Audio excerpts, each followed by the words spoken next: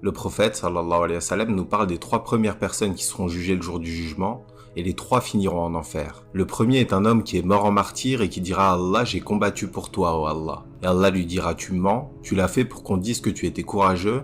Et ça a été dit, et Allah ordonnera qu'il soit traîné sur son visage jusqu'à ce qu'il soit jeté dans le feu. Le deuxième est un homme qui a appris le Coran par cœur, qui l'a enseigné, et qui dira « J'ai fait tout ça pour toi, ô Allah ». Et Allah lui dira « Tu mens, tu l'as fait pour qu'on dise que tu étais savant, et ça a été dit, et Allah ordonnera alors qu'il soit traîné sur son visage jusqu'à ce qu'il soit jeté au feu.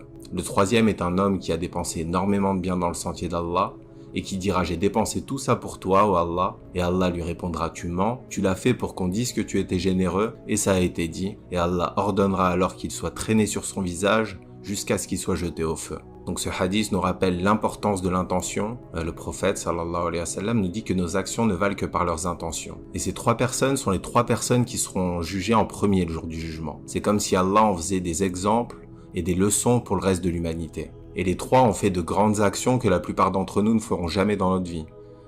Combattre et mourir dans le sentier d'Allah, apprendre le Coran par cœur et l'enseigner, ou dépenser énormément de biens. Et malgré la noblesse de ces actions, vu que l'intention était corrompue, ils finissent par être châtiés au jour du jugement. Donc celui qui va se contenter de remplir ses obligations en tant que musulman, avec une intention pure et sincère, est meilleur que celui qui va en faire des tonnes, mais avec une intention corrompue. Et ici, on peut noter qu'ils sont traînés sur leur visage avant d'être jetés en enfer. Et il y a une règle, c'est que le châtiment correspond au crime commis.